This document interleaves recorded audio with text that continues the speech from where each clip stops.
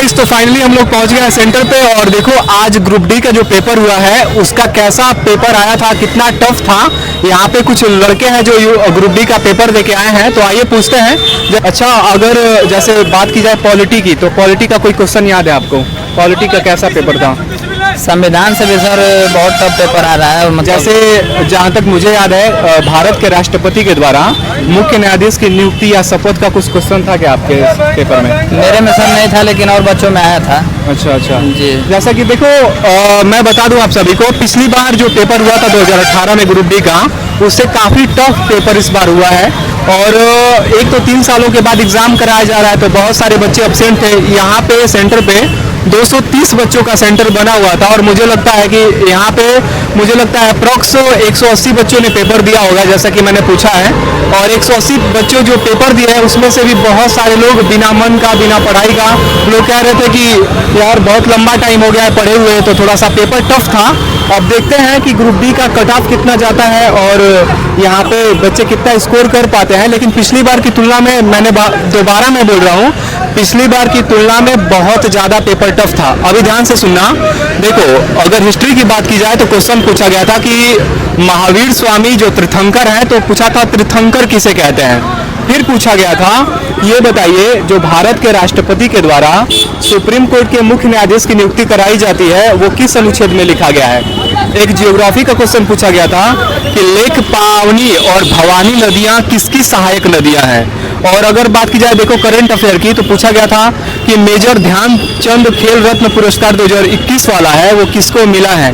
तो इसी तरीके के काफ़ी टफ क्वेश्चन थे। अगर जिनको करंट अफेयर पढ़ के आना होगा 2021 से और मार्च 2022 तक का करंट अगर तैयार है उसका, तो वो करंट में अच्छे स्कोर कर पाएगा।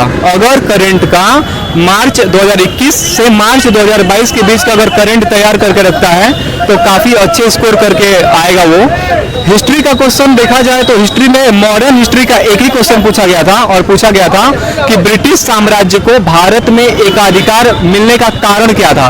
देखो, पहले के क्वेश्चन बहुत ज़्यादा स्टैटिक हुआ करते थे, लेकिन अभी के जो क्वेश्चन आ रहे हैं वो बहुत ज़्यादा सोचने वाले प्रश्न है। ऐसे नहीं कि आप रट लिए और रट के चले आए और आपने लगा दिया कि इसका ये हो जाएगा। जो बहुत अच्छे से एक्सप्लेन करके आया होगा ना, वो टॉपिक को कर पाएगा। अगर केवल आप रट्टा मार के आए हो तो ऐसा आप सोचते हो कि रट्टा मार के आगे ग्रुप डी का पेपर हो जाएगा, तो ऐसा होने वाला नहीं है। बहुत ही टफ पेपर था, है ना।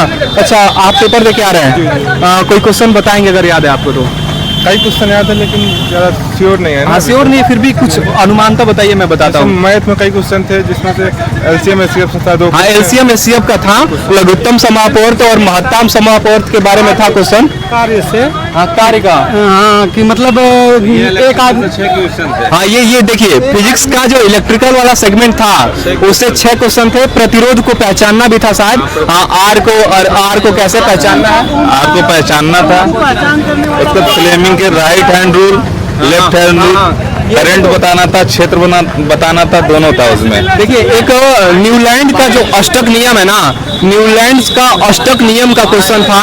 कार्बन की संयोजकता पूछा था। देखो, अभी कार्बन की संयोजकता पूछा था, उसके बाद कार्बन से रिलेटेड एक और क्वेश्चन था जिसमें पूछा गया था कि धातु है कि अधातु है। अभी अगर मैं इन लोगों को याद दिलाता जाऊंगा भाइयों को, तो क्वेश्चन याद आएंगे, है ना। और मुझे मैक्सिमम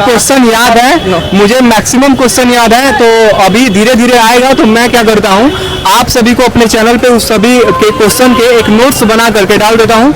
आप उसको टेलीग्राम वाले चैनल से डाउनलोड कर लेना और ऐसे ही देखो, वीडियो देखने के लिए चैनल को सब्सक्राइब करना, है ना। मैक्सिमम क्वेश्चन जो मैंने बोले है ना, वो हूबहू मैक्सिमम क्वेश्चन आए थे। तो आज के लिए बस इतना ही रहने देते हैं। तो thank you so much, bye bye. Okay, bye.